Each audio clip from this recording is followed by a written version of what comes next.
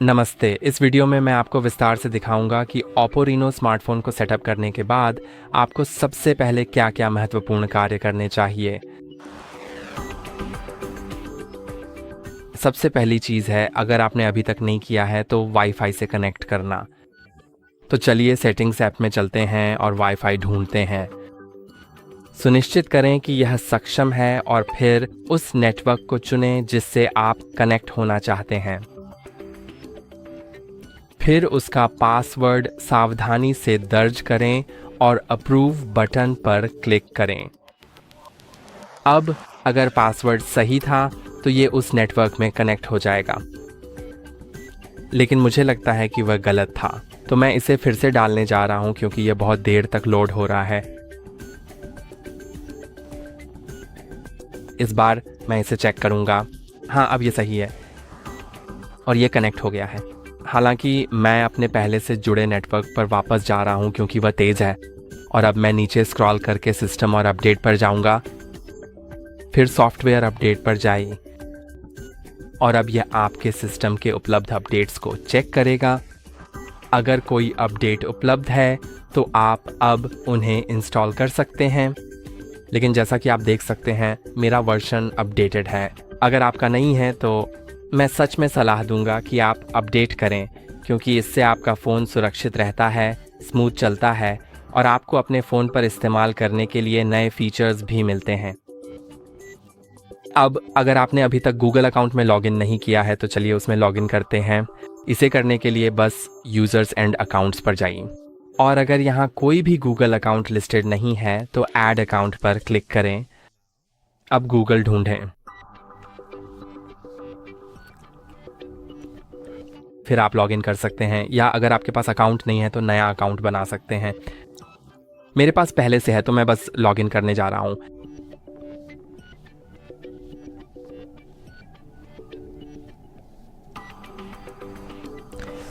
फिर नेक्स्ट पर क्लिक करें और पासवर्ड डालें। मैं ये कैमरे के बाहर करने जा रहा हूं।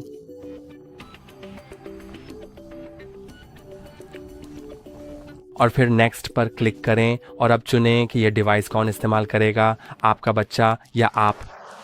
अगर आप अपने बच्चे को चुनते हैं तो आगे के स्टेप्स थोड़े अलग हो सकते हैं, तो मैं इसे ऐसे ही छोड़ने वाला हूं। मैं इस डिवाइस का इस्तेमाल करूंगा और नेक्स्ट पर क्लिक करूंगा। फिर आप गूगल की terms of service, Google play की टर्म्स ऑफ सर्विस और प्राइवेसी पॉलिसी पढ़ सकते हैं। फिर उस पर सहमति दें। बिना सहमति दिए आप गूगल अकाउंट नहीं जोड़ सकते।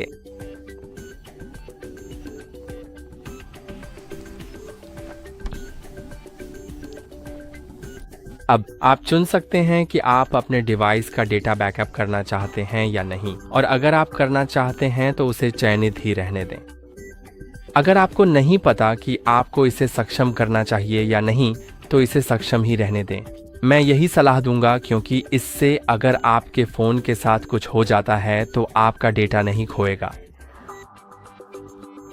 और अब मेरा अकाउंट जोड़ दिया गया है। हम अगले स्टेप पर जा सकते हैं, जो है प्ले स्टोर में ऐप्स को अपडेट करना। तो मैं प्ले स्टोर पर जाऊंगा, फिर गेट स्टार्टेड पर क्लिक करूंगा, और अब आपको यह चुनना पड़ सकता है कि आप अपना पासवर्ड इस्तेमाल करना चाहते हैं या बायोमेट्रिक्स, गूगल प्ले में खरीदारी को सत्यापित करने के लिए। और मैं पासवर्ड का इस्तेमाल करूंगा क्योंकि मैंने अभी तक बायोमेट्रिक्स सेटअप नहीं किया है। लेकिन थोड़ी देर में मैं आपको दिखाऊंगा कि अपने फ़ोन पर सभी स्क्रीन लॉक वगैरह कैसे सेट करें। तो मैं अपने गूगल अकाउंट का पासवर्ड डालूंगा, फिर डन पर क्लिक करूंगा और आप देख सकते हैं कि मैं अंदर आ गया हूं। मैं ऊपरी दाएं कोने में अपने प्रोफाइल आइकन पर क्लिक कर सकता हूं और ऐप्स और डिवाइस प्रबंधित करें पर जा सकता हूं। फिर उपलब्ध अपडेट पर जाएं और मैं अपडेट ऑन एल पर क्लिक करने की सलाह देता हूं।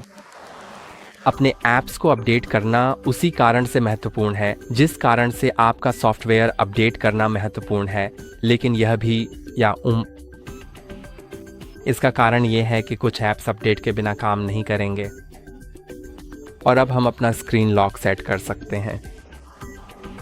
आइए सेटिंग्स पर जाएं, फिर सुरक्षा और गोपनीयता पर जाएं, डिवाइस अनलॉक, और अगर स्क्रीन लॉक कोई नहीं पर सेट है तो मैं सच में सलाह दूंगा कि इसे किसी चीज़ पर सेट करें। तो चलिए उस पर क्लिक करते हैं। फिर आप न्यूमेरिक, अल्फ़ा न्यूमेरिक या पैटर्न चुन सकते हैं। लेकिन इससे पहले कि आप ऐसा करें, याद रखें कि अगर आप अपना स्क्रीन लॉक भूल जाते हैं तो आपको अपना फ़ोन पूरी तरह से रीसेट करना पड़ेगा और सब कुछ डिलीट हो जाएगा, उन चीज़ों को छोड़कर जो बैकअप की गई हैं। इसलिए अपनी पूरी कोशिश करें कि आप अपना पासवर्ड न भूलें। और मुझे लगता है कि इसे रखना फिर भी फ़ायदेमंद है, क्योंकि इससे यह सुनिश्चित होता है कि आपके अलावा कोई और आपके फ़ोन तक पहुंच ना पाए। तो मैं पैटर्न पर जाऊंगा और फिर 5 सेकंड के भीतर कंटिन्यू पर क्लिक करूंगा।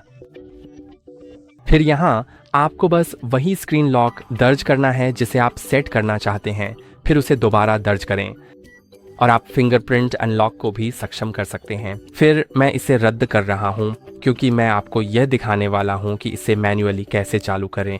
तो जैसे ही आप डिवाइस अनलॉक में हैं, आप फिंगरप्रिंट और फेस अनलॉक पर जा सकते हैं। अब मैं सबसे पहले फिंगरप्रिंट सेट करने जा रहा हूं। फिर मैं फेस के बारे में थोड़ा बात करूंगा क्योंकि ये कोई सतही विषय नहीं है और मुझे इसके बारे में कुछ बातें समझानी हैं। तो चलिए फिंगरप्रिंट पर चलते हैं, जिसे मैं सभी के लिए सुझाता हूँ।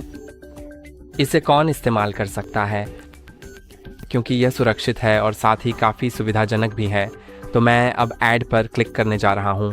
वैसे ये कुछ स्क्रीन प्रोटेक्टर्स पर काम नहीं कर सकता, लेकिन ज़्यादातर पर करेगा, तो बस एक बार आजमा कर देखें। अगर यह काम नहीं करता तो शायद यह आपके स्क्रीन प्रोटेक्टर की वजह से है।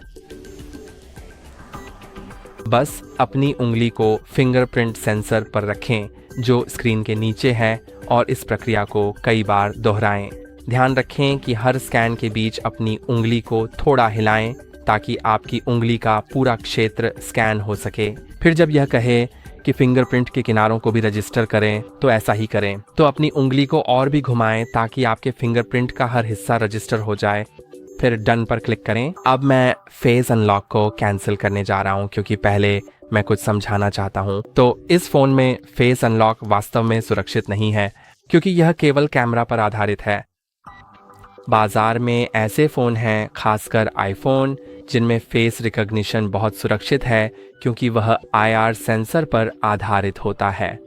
लेकिन यहाँ ये सिर्फ कैमरा है, इसलिए आपका फ़ोन आपकी फ़ोटो से या किसी ऐसे व्यक्ति द्वारा अनलॉक किया जा सकता है जो आप जैसा दिखता हो। इसी वजह से मैं इसकी सलाह नहीं देता, लेकिन फिर भी अगर आपको इसकी सच में ज़रूरत है तो मैं आपको इसे सेटअप करना भी दिखाऊंगा। तो मैं यहाँ फेस पर जाऊँगा, फिर एग्री करूँगा और अब मैं अपनी स्क्रीन लॉक डालूँगा। फिर ऐड नाउ पर क्लिक करूँगा और अब मुझे बस अपना चेहरा फ्रेम के अंदर रखना है और कुछ सेकंड के लिए कैमरे की तरफ देखना है। चलो फिर से कोशिश करते हैं।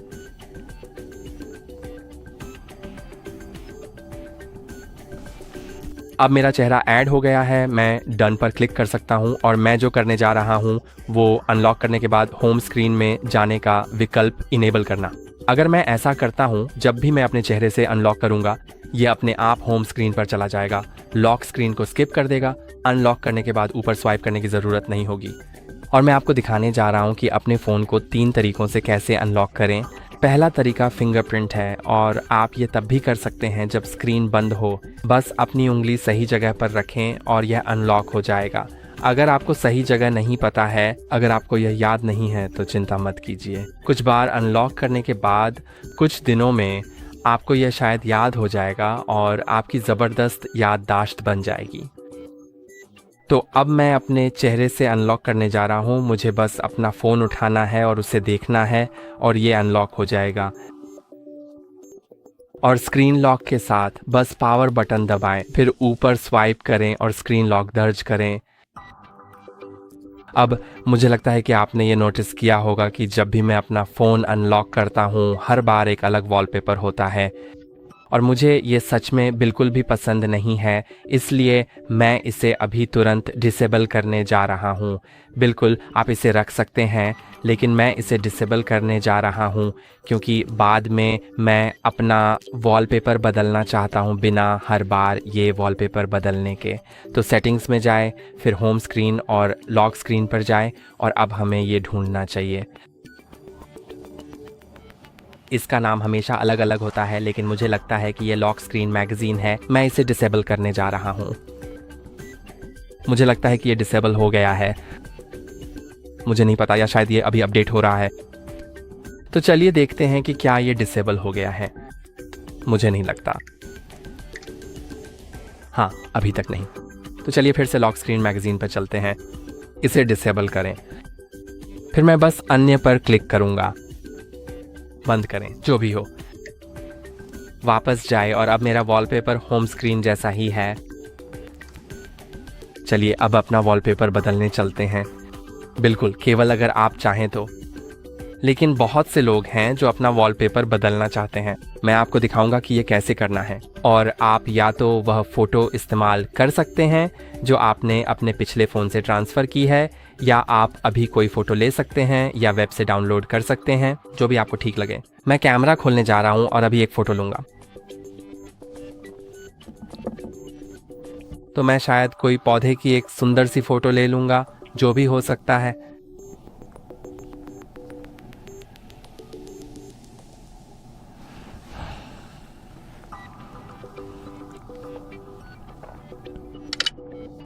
ठीक है, ये मेरी सबसे अच्छी फ़ोटो नहीं है, लेकिन अब मैं सेटिंग्स में जाऊंगा, फिर वॉलपेपर और स्टाइल वॉलपेपर में जाऊंगा, और अब मैं एल्बम में जाऊंगा, सहमत हूँ, और वह फ़ोटो चुनूंगा जिसे मैं सेट करना चाहता हूँ। मुझे नहीं पता कि यह अभी इतना सफ़ेद क्यों दिख रहा है, शायद कुछ सेटिंग्स के कारण या फिर डिस्प्ले की वजह से, जो कि थोड़ा अजीब है। पहले ऐसा नहीं था, लेकिन आप जानते हैं अब ये सामान्य है, तो ठीक है। मुझे लगता है कि आप इसे पिंच कर सकते हैं, झूम कर सकते हैं, जैसा चाहें। मुझे लगता है अब ये बहुत अच्छा लग रहा है। मैं इसे लागू करने जा रहा हूँ। आप चुन सकते हैं कि इसे किस पर लागू करना है। मैं इसे लॉक स्क्रीन पर लागू करने जा रहा हूँ। फिर आप डेप्थ जैसी चीज़ें चालू कर सकते हैं अगर वह उपलब्ध है। तो ये ऐसे करेगा कि सामने की चीज़ों को पूरी तरह से लेगा और घड़ी को थोड़ा सा ढक देगा, जिससे वह दिखाई न दे। आप स्टाइल को भी बदल सकते हैं, जैसे कुछ ग्लास जैसी चीज़ें। ये वाला कैसा रहेगा? मुझे लगता है ये काफ़ी अच्छा लग रहा है। आप इसे ब्लर भी कर सकते हैं, लेकिन मैं इसे ऐसे ही छोड़ने वाला हूँ शायद। मुझे लगता है कि इससे वॉलपेपर में थोड़ा और कैरेक्टर आ जाता है। आप घड़ी को भी कस्टमाइज़ कर सकते हैं। मुझे लगता है ये अच्छा लगेगा। शायद मैं इसका रंग बदल दूं, शायद इसे और भी गहरा डार्क कर दूं, या फिर इसमें कुछ और छोटे मोटे बदलाव करूं। शायद इतना डार्क नहीं, असल में मैं कुछ और ब्राइट कर देता हूं। हाँ, शायद ये अब काफ़ी अच्छा लग रहा है। आप अतिरिक्त जानकारी भी जोड़ सकते हैं। मैं मौसम जोड़ने जा रहा हूं, फिर इसे लागू करूंगा। और मैं यहाँ उस चीज़ को कैंसिल कर रहा हूँ। अब बस वापस जाइए, और जैसा कि आप देख सकते हैं ये मेरा वर्तमान वॉलपेपर है। अब मुझे ये वाकई पसंद आ रहा है। अब हमें जो करना चाहिए वह है ब्लॉटवेयर को अनइंस्टॉल करना। आप देख सकते हैं यहाँ काफ़ी सारा ब्लॉटवेयर है, और इनमें सबसे ख़राब ऐप है रियल शॉट। मैं सच में सलाह दूंगा कि बस उसे दबा कर रखें और जितनी जल्दी हो सके अनइंस्टॉल कर दें। फिर टेमू भी बिल्कुल अच्छा नहीं है, और बाकी ऐप्स को भी अनइंस्टॉल किया जा सकता है। मैं बस उन्हीं ऐप्स को अनइंस्टॉल करने जा रहा हूँ जिन्हें अनइंस्टॉल किया जा सकता है, ताकि आपको पता चल सके कि क्या अनइंस्टॉल करना है अगर आप सुनिश्चित नहीं हैं, क्योंकि जाहिर है सभी ऐप्स को अनइंस्टॉल नहीं किया जा सकता। कुछ सिस्टम ऐप्स होती हैं या कुछ और। लेकिन मूल रूप से अगर आप किसी ऐप को दबाकर रखते हैं और नीचे अनइंस्टॉल लिखा आता है, तो उसे अनइंस्टॉल किया जा सकता है। और अगर वहाँ कुछ और लिखा आता है जैसे डिसेबल, तो मैं ऐसा करने की सलाह नहीं दूंगा। जैसे कि यहाँ उदाहरण के लिए आप ऐसा नहीं कर सकते, क्योंकि ये गूगल लेंस ऐप है जो काफ़ी सुविधाजनक है। और अब मैं जो करने जा रहा हूँ वह यह है कि मैं फीचर्ड फोल्डर को लूँगा और उसमें से ऐप्स को टूल्स में शिफ्ट कर दूंगा, क्योंकि मुझे नहीं लगता कि मुझे एक ही उद्देश्य के लिए 2 फोल्डर चाहिए। तो बस इसी तरह। और अब चलिए इस बार कुछ बहुत ही ज़रूरी ऐप्स इंस्टॉल करते हैं जो कि हमारे लिए काफ़ी महत्वपूर्ण और उपयोगी हैं। मैं बस जो भी आप इस्तेमाल करते हैं, जैसे Spotify, Netflix, Disney plus, WhatsApp, Instagram, जो भी आप इस्तेमाल करते हैं आप उसे बस प्ले स्टोर में ढूंढ सकते हैं। तो मैं बस इंस्टाग्राम जैसा कुछ इंस्टॉल करने जा रहा हूँ और अब ये इंस्टॉल हो गया है। और अब चलिए हम दो आखिरी चीज़ों की ओर आगे बढ़ते हैं। इनमें से पहली है वॉलेट ऐप। तो अगर आप स्टोर्स में अपने फ़ोन से कॉन्टैक्टलेस पेमेंट करना चाहते हैं तो आप उस ऐप में जाकर अपनी पेमेंट कार्ड जोड़ सकते हैं ताकि आप स्टोर्स में अपने फ़ोन से पेमेंट कर सकें। तो मुझे पता है कि ये अपने आप बंद हो गया है। मुझे लगता है कि ये बस कुछ कॉन्फ़िगर कर रहा था। मैं अब view wallet, add to wallet, payment card विकल्पों पर क्लिक करने जा रहा हूँ और फिर आप यहाँ अपने कैमरे से या मैन्युअली डिटेल्स डालकर अपना पेमेंट कार्ड जोड़ सकते हैं। फिर यहाँ लिखा हुआ पढ़ें और सेव एंड कंटिन्यू पर क्लिक करें। इसके बाद आपको अपने बैंक से SMS, फ़ोन कॉल या बैंक ऐप के ज़रिए वेरीफाई करना पड़ सकता है अगर वह ऐप पहले से इंस्टॉल है या आपके पास किसी दूसरे डिवाइस पर है। और आगे चलकर जब भी आप वॉलेट खोलेंगे आप अपने फ़ोन को रीडर के पास टैप करके स्टोर्स में पेमेंट कर पाएंगे। आप वॉलेट को आसानी से खोल भी सकते हैं। आप अपनी स्क्रीन के ऊपर से नीचे स्क्रॉल करें, फिर दोबारा नीचे स्लाइड करें और वॉलेट ढूंढें। अब आप उस पर क्लिक करके वॉलेट खोल सकते हैं। और अब मैं अपने अंतिम और आखिरी स्टेप पर जा रहा हूं, जो है नोटिफिकेशन पर क्लिक करना, जो हमारे पास यहाँ पर मौजूद है। इसमें लिखा है अपने डिवाइस की सेटिंग पूरी करें। मैं बस स्टार्ट पर क्लिक करने जा रहा हूँ। फिर आप अपने पुराने एंड्रॉयड या आईफोन से डेटा ट्रांसफ़र कर सकते हैं। मैं इसे स्किप करने जा रहा हूँ। अगर आप इसे स्किप कर देते हैं तो बाद में आप ये नहीं कर पाएंगे। मूल नेटिव तरीके से कुछ फर्स्ट पार्टी ऐप्स हैं, लेकिन अगर आप नेटिव तरीके से करना चाहते हैं तो अभी करना सबसे अच्छा है, क्योंकि बाद में यह उपलब्ध नहीं हो सकता। मैं इसे स्किप कर रहा हूँ क्योंकि मेरे पास ट्रांसफ़र करने के लिए कुछ भी नहीं है, लेकिन अगर आप कुछ चीज़ें ट्रांसफ़र करना चाहते हैं तो आप इसे बहुत आसानी से कर सकते हैं।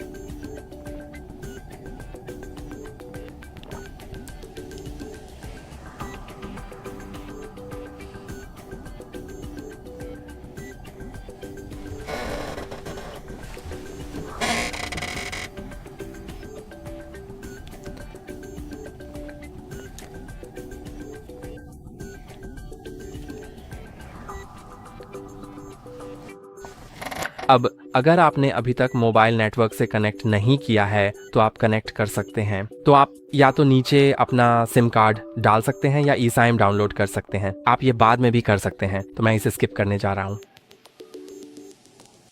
और अब आपसे आखिरी बार पूछा जाएगा कि क्या आप ऐप्स और डेटा कॉपी करना चाहते हैं। इसके बाद आप इसे नेटिव तरीके से नहीं कर सकते।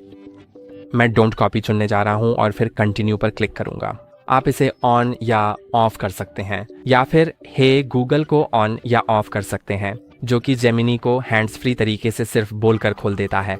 मैं इसे ऑन करने जा रहा हूँ। और अगर आप इसे इस गूगल अकाउंट पर पहली बार ऑन कर रहे हैं तो आपसे वॉइस मैच कॉन्फ़िगर करने के लिए 4 वाक्य जोर से बोलने के लिए कहा जा सकता है। फिर यहाँ गूगल पे बैक है, मैंने इसके बारे में बात की है। मैं इसे स्किप कर रहा हूँ और यहाँ आप चीज़ें कर सकते हैं। मैं क्लिक करने जा रहा हूँ, नहीं धन्यवाद।